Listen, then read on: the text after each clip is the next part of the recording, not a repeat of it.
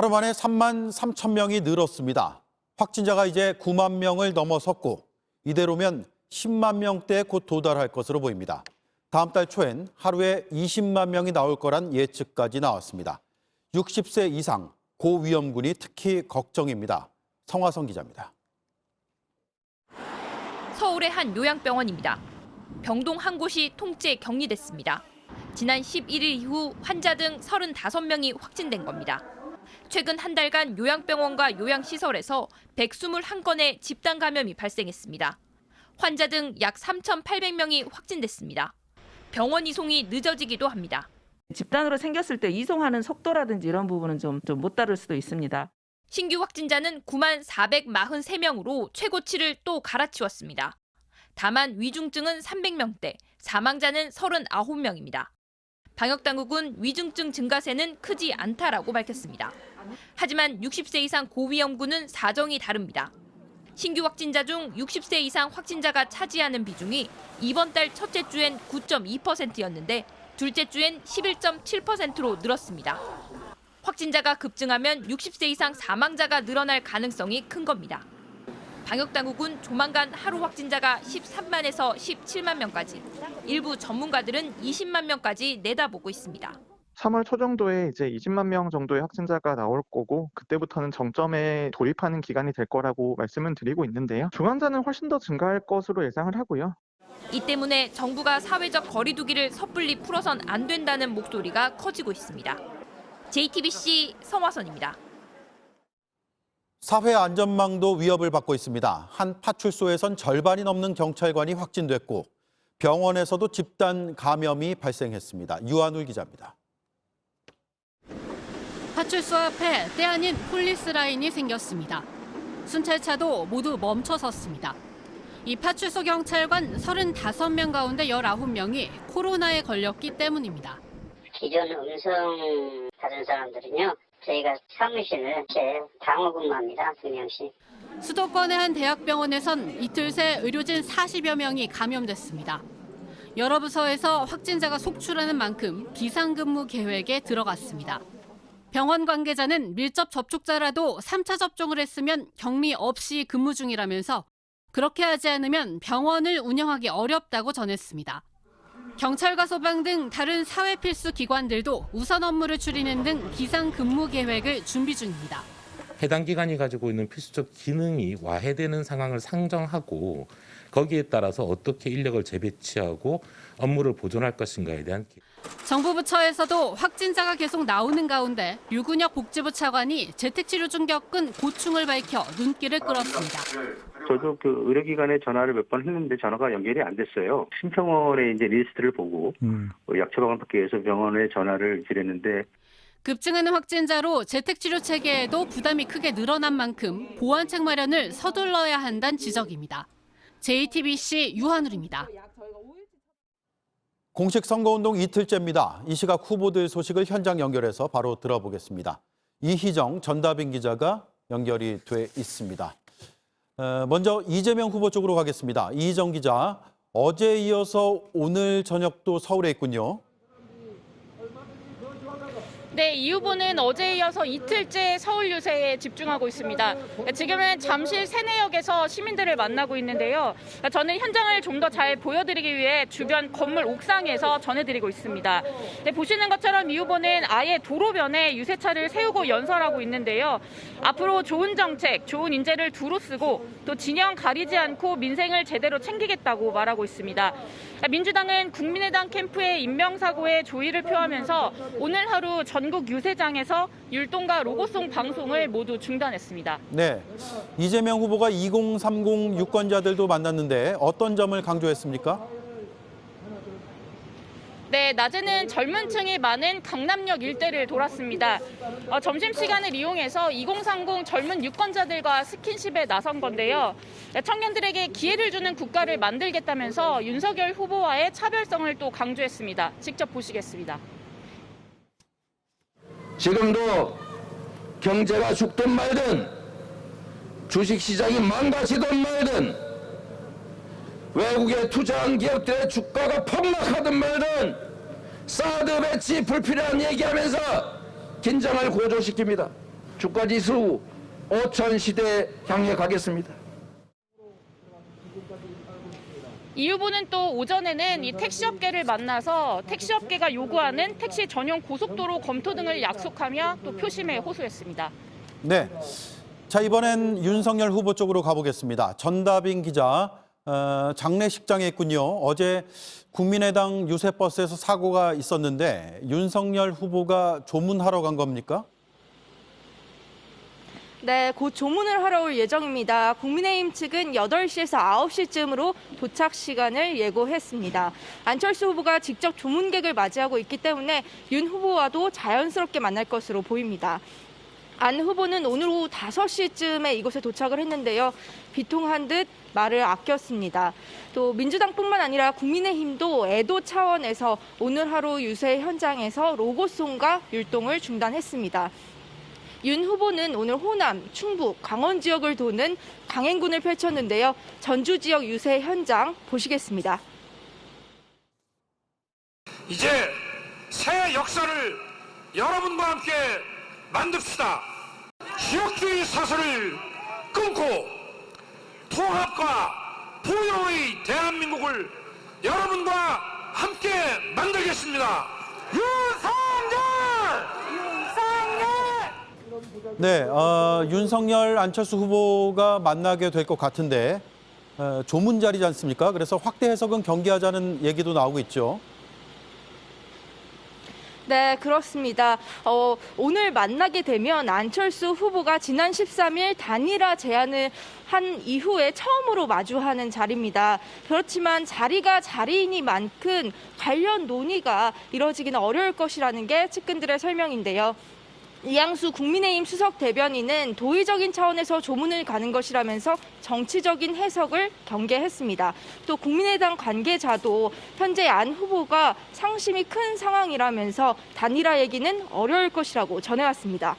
네, 이재명, 윤석열 두 후보의 소식을 담당 기자를 통해 들어봤습니다.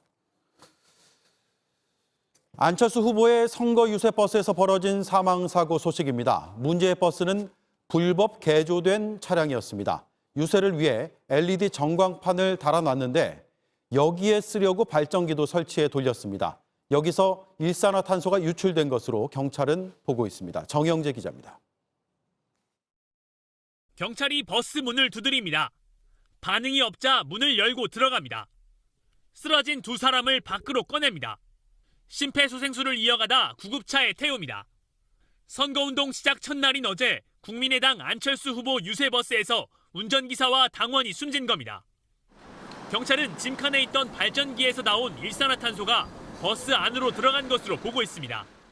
버스의 짐칸을 열었을 때 좀 열기가 올라가는 그런 느낌을 들었어요. 거기 그 발전기가 돌아가고 있었고 그 기름통, 말통이 옆에 있었던 거예요. 40분 전쯤 강원에 있던 안 후보 유세버스에서도 60대 운전기사가 쓰러졌습니다. 운전기사는 의식을 잃어 병원에서 치료를 받고 있습니다. 경찰은 오늘 국립과학수사연구원과 함께 버스를 감식했습니다. 발전기가 있는 짐칸에 빨간색 연막탄을 피웠더니 2분 만에 버스 내부로 연기가 들어왔습니다. 발전기를 30분 동안 켜놨더니 뒷좌석 일산화탄소 농도가 2000ppm이 넘었습니다. 사람이 2시간 이내에 숨질 수 있는 농도입니다.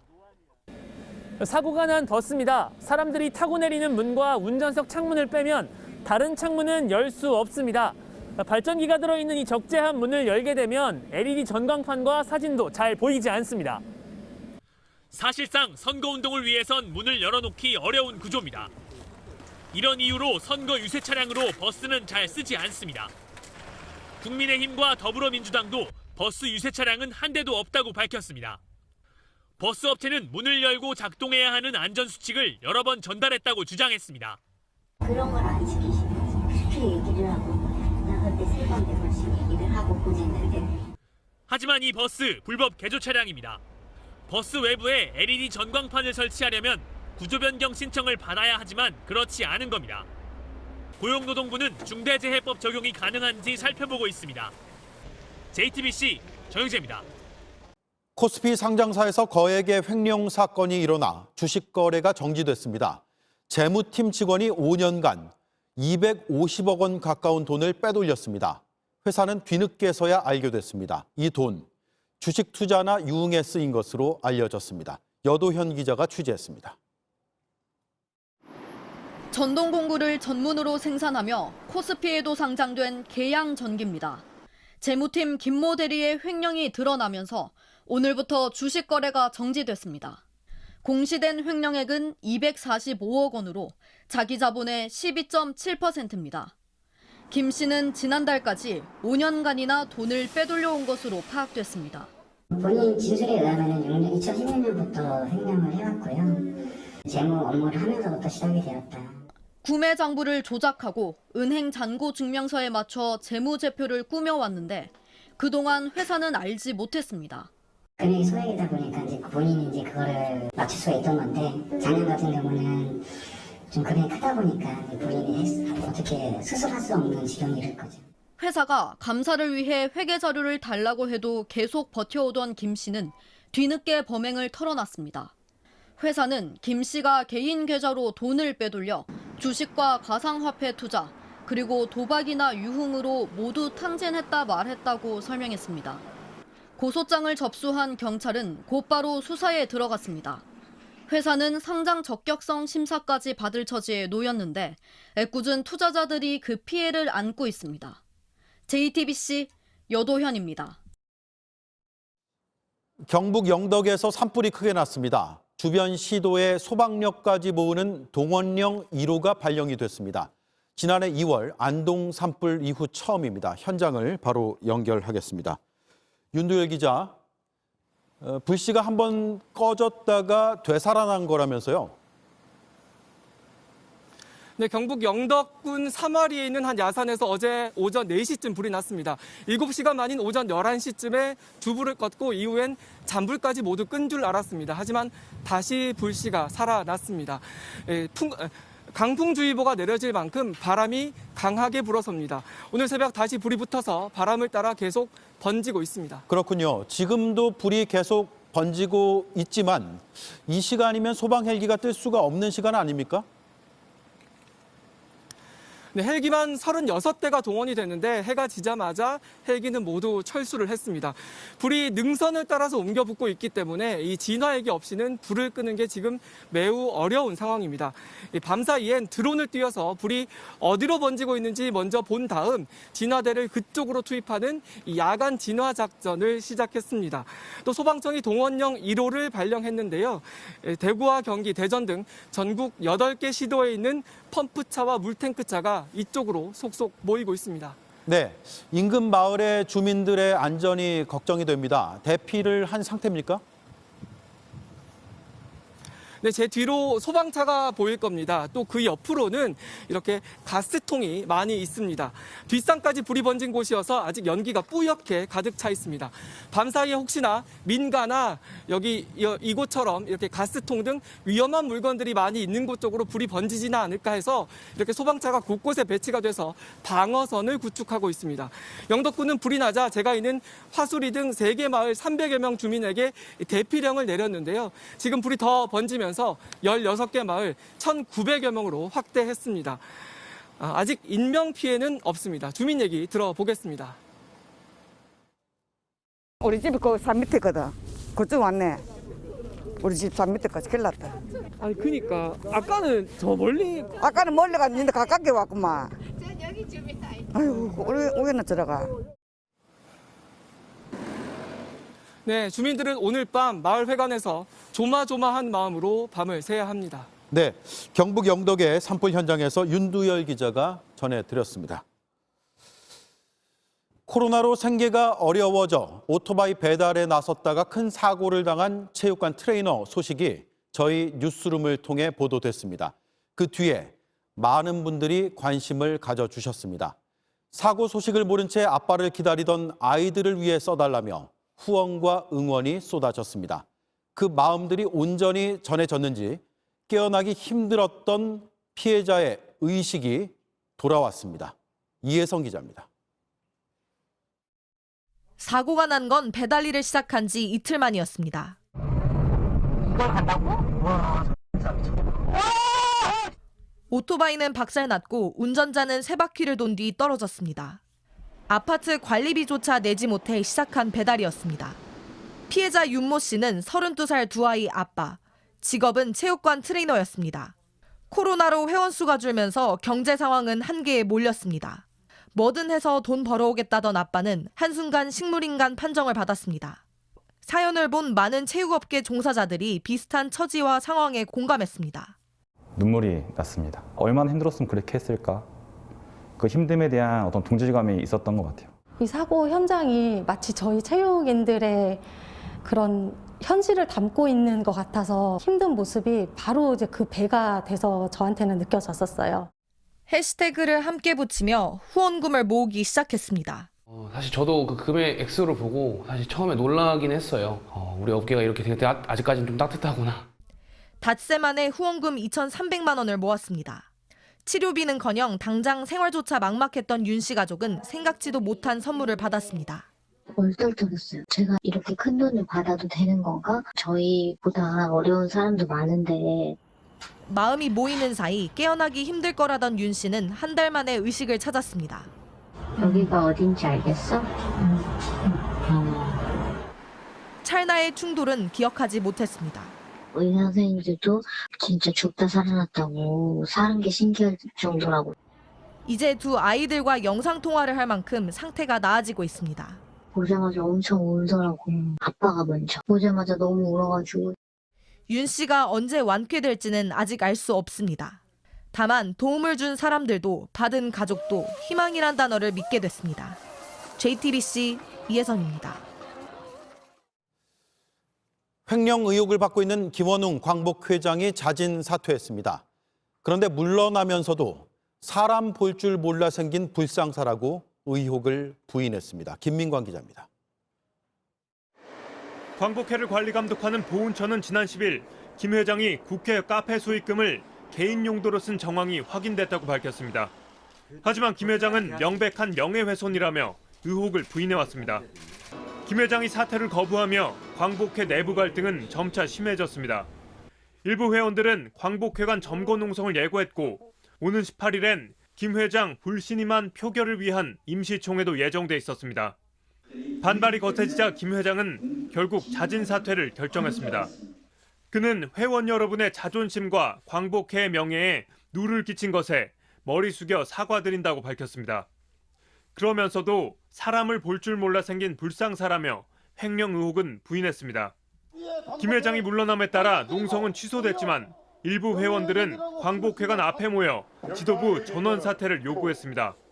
김원웅 씨가 임명한 현 집행부 전부 다 물러가야 됩니다. 왜? 그분들은 김원웅이가 오늘까지 오기까지 동조자, 협조자, 방조자에 불과한 사람들입니다. 광복회는 회장 직무대행 체제로 전환한 뒤 5월 정기총회에서 새 회장을 뽑을 계획입니다. JTBC 김민관입니다. 그제 50대 남성이 신변 보호를 받던 여성을 살해하고 달아났습니다. 불과 45초 만에 벌어진 일입니다. 스토킹 처벌법이 시행됐지만 비슷한 일이 끊이지 않는 건 여전히 구멍이 많기 때문입니다. 이자영 기자입니다. 지난 14일 밤 가게 앞을 서성이던 50대 조모 씨가 안으로 들어갑니다. 소란이 벌어지고 흉기를 든 조 씨가 나오기까지 걸린 시간은 고작 45초. 신변 보호를 받던 여성 A 씨와 함께 있던 남성을 수차례 찔렀습니다. 스마트워치를 통해 신고를 접수한 경찰이 도착한 건 그로부터 5분 44초 뒤입니다. 조 씨는 이미 도망친 뒤였습니다. 경찰은 미리 파악하고 있던 A 씨 가게로 즉시 출동했다고 밝혔지만 막기엔 역부족이었던 겁니다. 아예 가해자가 피해자에게 접근을 할 때 경찰이 파악할 수 있게 해야 한다는 주장도 나오지만 가해자 몸에도 전자기기를 부착해야 하는 문제가 있습니다. 전자 받지도 우리나라에서는 중대 범죄자들만 지금 채우고 있지 않습니까? 석방됐을 때 좀 이제 경찰이든 검찰이든 이제 거기서 피해자랑 한번 연락을 하면 하는 게 맞는 것 같아요. 유치장에 갇혀있던 조 씨는 범행 이틀 전 풀려났습니다. 검찰이 구속영장 신청을 반려하면서입니다. 스토킹 혐의에 대해 물증이 더 필요하다는 취지였습니다. 지난해 12월 신변 보호를 받던 여성이 살해당한 뒤 경찰은 신체적 위협이 있을 경우 적극적으로 구속영장을 신청하고 유치장에 입감시키겠다고 했습니다. 하지만 청구권이 있는 검찰과 공조가 문제입니다. 이번에도 검찰이 영장을 반려한 뒤 경찰이 보안 수사를 하는 사이 조 씨는 A 씨를 찾아가 살해했습니다. 유치장에 가두는 잠정 조치도 논의하지 않은 것으로 확인됐습니다. 경찰 관계자는 검찰이 청구해야 하는데 혐의를 보완하는 중이어서 신청할 수 없었다고 밝혔습니다. 논란이 불거지자 대검찰청은 가해자 접근 차단 등 적극적인 조치를 취하라고 일선 검찰청에 지시했다고 밝혔습니다. JTBC 이자연입니다. 국민의힘 소속 국회의원의 비서관이 여성의 신체를 불법 촬영한 혐의가 있어 경찰이 수사 중입니다. 비서관 A씨는 오늘 새벽 서울 강남의 한 호텔에서 여성의 신체 일부를 허락 없이 촬영한 혐의로 서울 수서경찰서에 입건된 상태입니다. A씨는 불법 촬영이 사실이 없었다고 부인하고 있습니다. 경찰이 수사에 착수한 직후 해당 의원실은 A씨를 면직 처리했습니다. 네, 조금 전 우크라이나의 수도 키예프의 마이단 광장입니다. 차도 좀 지나다니고 시민들도 보이시죠? 러시아의 침공이 예상됐던 16일은 일단은 무사히 넘어가는 모습입니다.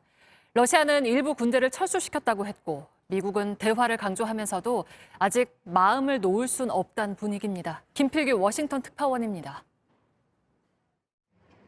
러시아 국방부가 우크라이나 근처에서 이동하는 기갑부대의 동영상을 공개했습니다.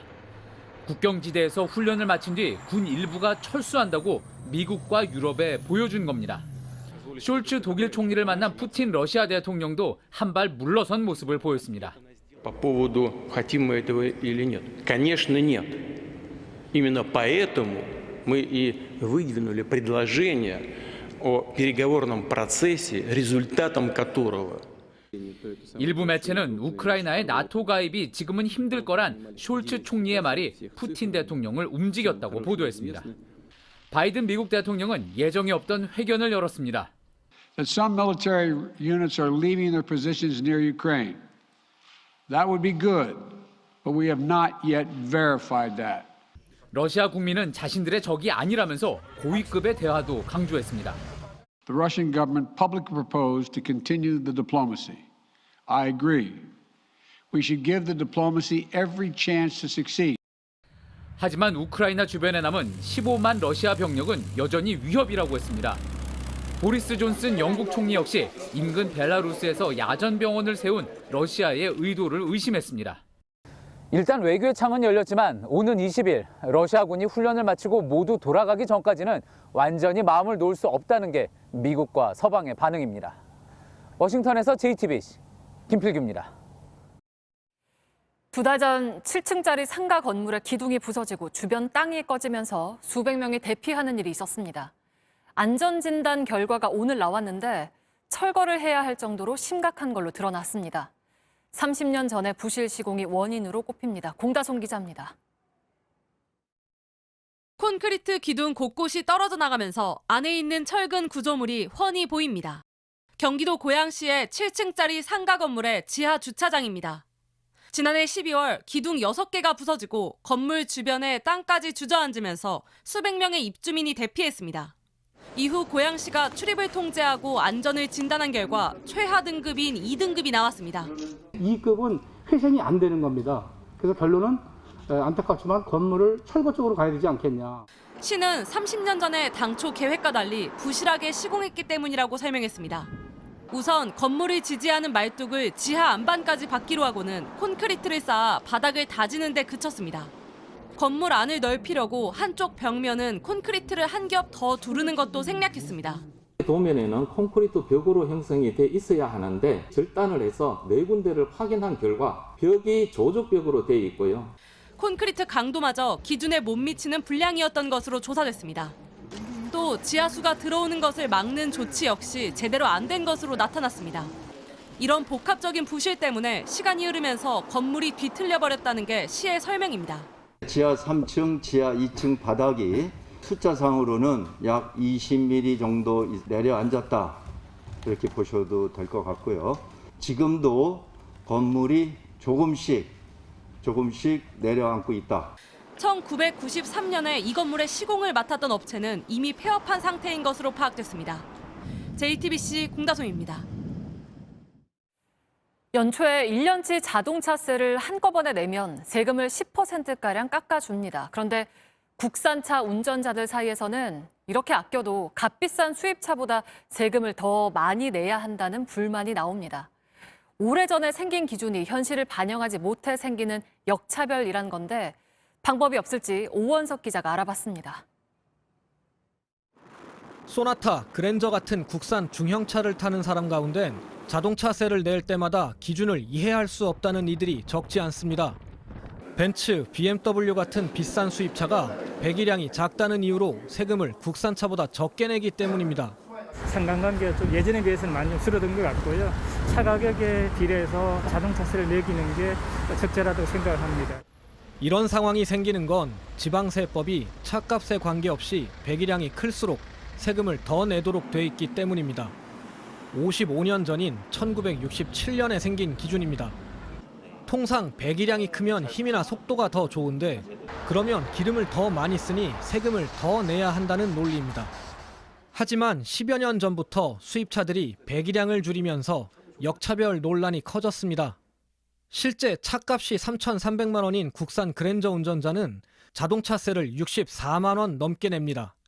배기량이 2,497cc이기 때문입니다. 반면 이보다 차값이 배가 넘는 벤츠와 BMW의 1990cc대 모델은 자동차세를 51만 원가량만 냅니다.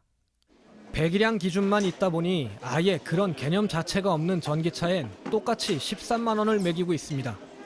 이러자 달라진 현실을 반영해 차값이나 이산화탄소 배출량을 기준으로 다시 설계해야 한다는 지적이 나옵니다. 굉장히 오래된 거고 촌스러운 세금 계산법이에요. 배기가스 제한을 맞춘다면 근거가 될 것 같아요. 다만 이럴 경우 고급차가 많은 큰 도시는 세금이 늘고 중소형차가 많은 작은 도시는 세금이 줄 수 있어 세수 문제도 함께 논의돼야 할 것으로 보입니다. JTBC 오원석입니다. 네, 여론 읽어주는 기자 안지현의 역입니다. 안 기자, 오늘로 딱 3주 남았습니다. 그런데 여전히 안개 속이군요. 네, 심지어 오늘 나온 여론조사 양강 후보 지지율 격차 소수점 차이였습니다. 예. 지지율 보시면요. 이재명 후보 41.9, 윤석열 후보 42.4%, 두 후보 격차 단 0.5%포인트였습니다. 오차범위 고려하면 차이가 없다고 봐도 됩니다. 말 그대로 초접전 양상입니다. 네, 남은 3주 동안 여러 변수가 있잖아요. 야권 단일화도 있고요. 그중에서도 오늘은 오미크론이라는 변수를 한번 따져봤죠. 맞습니다. 그런데 이에 앞서서 현재 판세를 좀 더 면밀하게 따져볼 필요가 있습니다. 오차범위 내긴 하지만 미세한 변화가 감지되고 있기 때문인데요. 이 CBS 기준의 여론조사 지지율 추이를 한번 보시면요.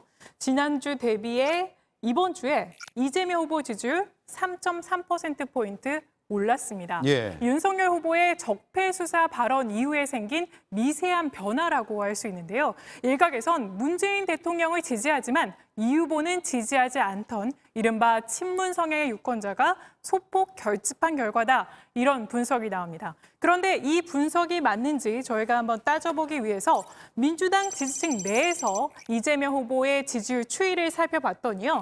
지난주에 75.1%에서 한 주 사이 80.5%로 소폭 오차범위 내긴 하지만 올랐습니다. 예. 그러니까 친문 결집의 흐름 어느 정도 감지가 되고 있다. 이게 사실입니다.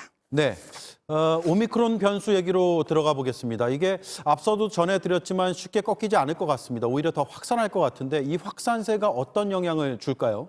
일단 일일 확진자가 10만 명에 육박하고 있는 현재 상황. 집권 여당 후보인 이재명 후보에게 결코 유리할 수 없는 여건입니다. 예. 게다가 이 확산세가 커질수록요. 정부에 대한 불만 커지고요.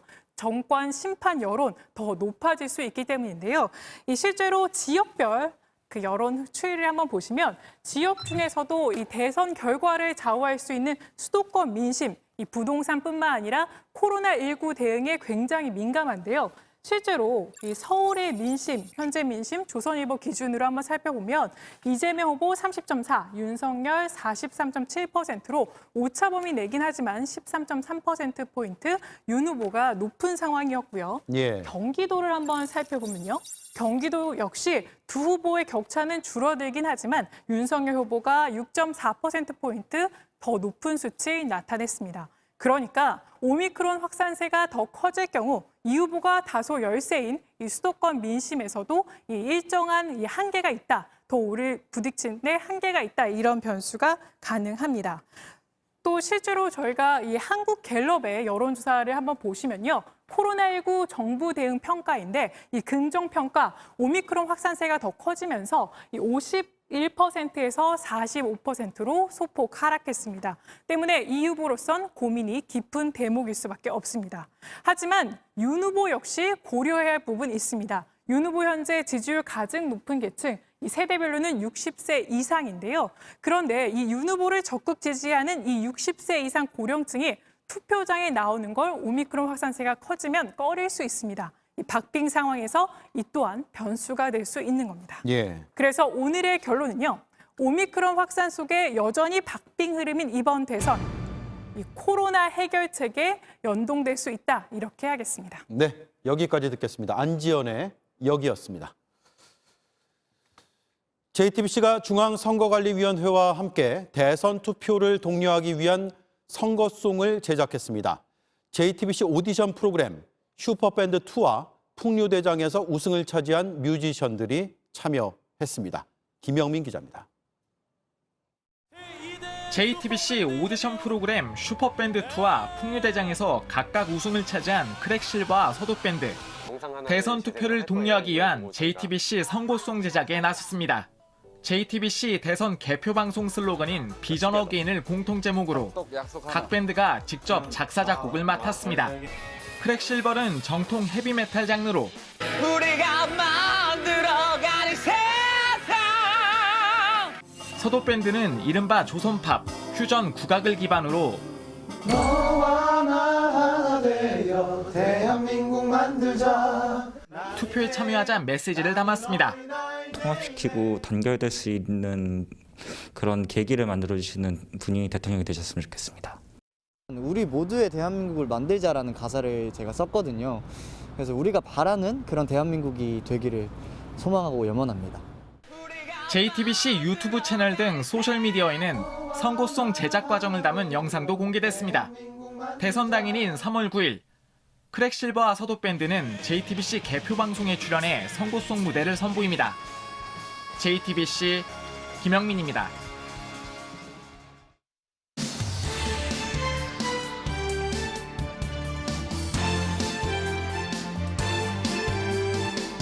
뉴스데스 문 이야기 백브리핑 시작합니다. 첫 번째 브리핑, 선거판 국판입니다. 김의겸 민주당 의원, 연일 국민의힘 윤석열 후보와 부인 김건희 씨가 이 무속에 연루됐다는 의혹을 제기하고 있는데요. 2018년 충주에서 열린 소위 엽기 국판 현장에 있던 등을 지적했습니다. 서울중앙지방검찰청 검사장 윤석열, 삼족으로 보이는 새 문양과 태극 무늬가 그려진 생소한 형태의 등입니다. 불교보다는 무속에 가깝습니다. 그런데 궁지에 몰리는가 했던 국민의힘, 이 영상을 뒤져서는 현장에 보이는 이런 등 이건 어떻게 된 거냐 역공을 취했습니다. 대통령과 민주당 지자체장들이 그 행사와 관련이 있는지에 대해서 거꾸로 공식 답변해 주기 바랍니다. 이 행사가 열린 2018년 9월엔 김 의원, 청와대 대변인이기도 했었죠. 직접 확인해 봤다고 합니다. 대통령 등에 대해서는 제가 직접 미리 확인을 했습니다. 대통령은 결코 이 행사에 등을 보낸 사실이 없습니다. 주최 측에서 임의로 걸었다는 주장인데요. 국민의힘은 윤 후보도 마찬가지 아니겠냐고 말합니다. 유명인 내지는 지도자라고 생각되는 사람들을 쭉 늘어놓고 자기네 행사에 격을 올리려는 역시 자가발전성일 가능성도 많이 있는 거거든요. 하지만 김 의원은 이 행사를 주관한 무속인들이 김건희 씨와 관련이 있다며 공격의 고삐를 계속 조이는 상황인데요. 법무부 장관 시절 윤 후보와 앙숙이었던 이분도 윤 후보가 종교와 무슨 관련 있는 것 아니냐는 의혹을 제기하고 있습니다. 아니 왜 압수수색이 안 된다는 거예요? 여보세요? 여보세요? 여보세요? 아니 왜 전화를 끊고? 아니 왜 압수수색? 너무나 많이 사랑한 죄널 너무나 많이 이만희 신천지 교주와 윤 후보가 뭔가 있는 게 아니냐 이런 뉘앙스를 풍기려 다소 어색한 연기까지 선보인 거죠. 그런데 이 와중에 이재명 민주당 후보 캠프 관계자는 되레 역풍이 불만한 주술 논란을 일으키고 말았는데요. 민주당 선대위 산하 조직 상임위원장 남모 씨가 올린 사진입니다. 이른바 오살 의식이라며 인형을 훼손하는 모습인데 윤석열 후보를 가리키는 듯한 이름이 붙어 있습니다. 영화나 드라마에서나 보던 걸 직접 행한 거죠. 이건 온갖 주술이 적힌 비방서입니다. 그런 거라면 나도 얼마든지 있다. 정규인가 엄서영의 방에서 찾아낸 것들이야. 논란이 커지자 남 씨는 사과했고 선대위에서도 해촉됐습니다. 그런데 이재명 후보도 또 윤석열 후보도 이 4차 산업혁명 시대를 열겠다며 미래 먹거리 개발에 앞장서는 정부 만들겠다. 이러지 않나요? 이런 미래지향적인 구상을 밝히는 2022년 선거판에 구판 같은 무속 논쟁들, 이 시대 맞나 싶습니다. 다음 브리핑은요, 운수 대똥입니다. 이 길을 걸어가다가 갑자기 이 하늘에서 떨어지는 새의 배설물을 만든다면 그날 운수는 이 꽝인 것처럼 느껴질 텐데요. 그런데 그게 울산에 가면 행운이 될 수도 있다고 합니다. 이 태화강 국가정원을 다니다가 이 새똥을 맞으면 5만 원 쿠폰을 준다고 하는데요. 아니 그 새똥 맞을 확률이 얼마나 된다고 하시겠지만 이 모습을 보면요, 생각이 좀 다를 겁니다.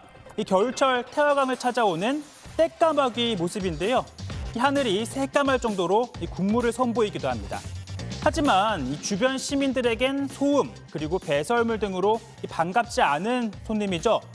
그러다 보니까 관광객들을 대상으로 이런 이벤트를 기획해 그 쿠폰을 이 까마귀로 불편을 겪는 인근 상가에서 이 사용하도록 한 겁니다. 아무리 그래도 이 맨몸으로 맞는 건 좀 그렇겠죠. 키트를 보내줄 거거든요. 그 우비랑 이벤트 안내문, 까마귀가 많고 그런 스팟을 지도상 표시를 해서 줄 거예요. 우비를 입고 맞는 체험을 할 수도 있고 못 맞은 우비도 인증 사진을 다 받을 거거든요. 우선은 400명을 모집한다고 하니 울산 여행하실 분들은 참고하시고요. 반응이 좋으면 올 연말에 정식으로 운영을 한다는데 운수대통, 아니 이 운수대통 이벤트 성공할지 좀 궁금합니다. 오늘 백브리핑은 여기까지입니다.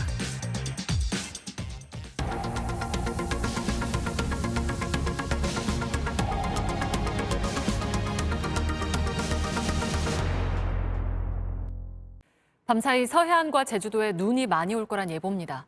내일 새벽까지 전라 서부와 제주 산간에 많게는 7cm, 충남 서해안은 1에서 5cm의 눈이 쌓이겠습니다. 내일 아침 기온은 전국이 영하 16도에서 영하 3도, 낮 기온은 영하 1도에서 영상 4도에 머물겠습니다. 곽윤기 선수는 27년 스케이트의 라스트 댄스가 멋나도록 열심히 달려보겠다고 했습니다. 그 마지막 질주 응원합니다. 우리 선수들 모두 응원합니다. 뉴스룸 내일도 잘 준비해 놓겠습니다. 고맙습니다.